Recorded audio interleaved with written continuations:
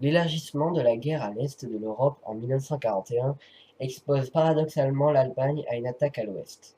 En effet, la dispersion des forces allemandes les fragilise.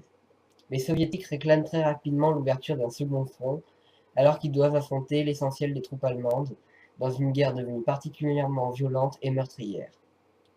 La réponse anglo-américaine prend la forme des débarquements en Afrique du Nord en novembre 1942, en Sicile en juillet 1943, puis en Italie du Sud en septembre. Ces opérations libèrent de la place allemande les régions concernées, mais la progression dans la péninsule italienne reste lente. Les Allemands parviennent à organiser des lignes de défense efficaces. Au printemps 1944, les armées alliées sont encore au sud de Rome. Pour faire face à une attaque par l'ouest, les Allemands ont fortifié le littoral de la Norvège à la frontière espagnole. Les travaux commencent en 1942, mais ils s'intensifient début 1944. En France, le mur de l'Atlantique prend la forme d'un ensemble de près de 5000 ouvrages défensifs, bétonnés, de plages parsemées de 500 000 obstacles pour empêcher toute approche par la mer et de zones inondées contre toute opération aéroportée. En outre, des renforts sont en mesure d'intervenir pour repousser les troupes qui parviendraient à débarquer. Les Alliés savent qu'ils doivent franchir le mur de l'Atlantique. Les informations fournies par la résistance française permettent de repérer plus facilement ces points faibles. Dans les premiers mois de 1944, des milliers de tonnes de bombes sont déversées sur le littoral et à l'intérieur pour couper toutes les voies d'acheminement des renforts. Les bombardements sont concentrés sur le nord de la France avec un triple objectif: réduire le système de défense qui contrôle le Pas-de-Calais, détruire les bases de lancement des V1 qui commencent à être lancées sur la Grande-Bretagne et détourner l'attention de la Normandie choisie pour l'opération Overlord. 1284 bombardements ont eu lieu dans le seul mois de mai 1944, causant la mort de 10 000 civils. En mai 1944, 3 millions de soldats, 20 divisions allemandes, 4 divisions britanniques, 3 canadiennes, une polonaise et une française, 7 000 navires et plus de 11 000 avions ont été ramassés en Grande-Bretagne. Le haut commandement allié dirigé par le général Eisenhower sait que le mur de l'Atlantique est inachevé en Normandie et que les réserves allemandes en hommes et en matériel sont limitées. Il sait aussi que la réussite du débarquement dépendra de la détermination et de l'esprit de sacrifice des combattants de part et d'autre.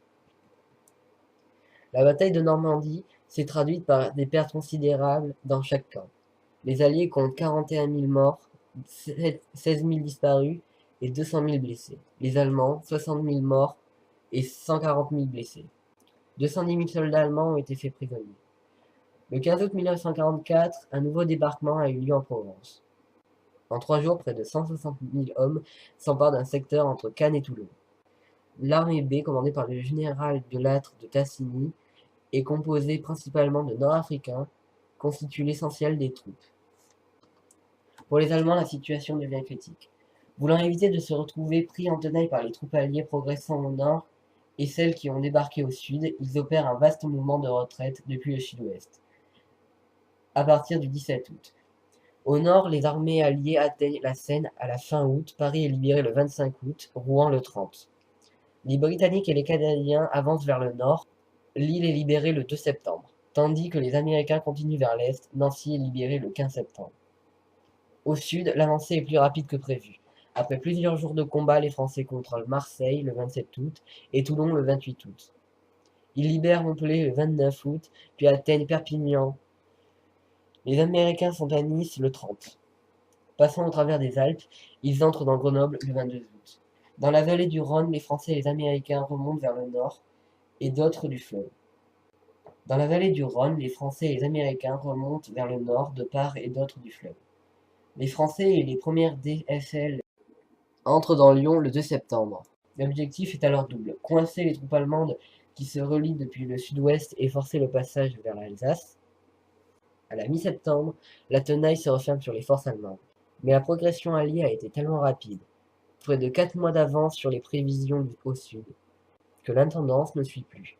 Les munitions et le carburant manquent. Les Allemands en profitent pour renforcer leur défense et tenter de couper la route vers l'Allemagne.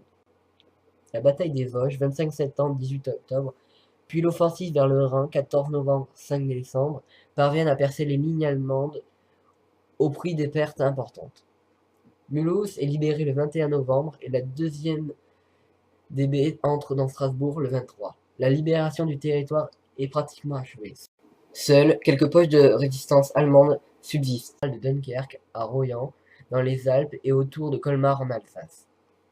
La situation se dégrade brutalement avec l'offensive allemande dans les Ardennes le 16 décembre. Les Américains doivent reculer et envisager d'abandonner l'Alsace pour se plier sur des positions plus favorables en attendant la contre-offensive.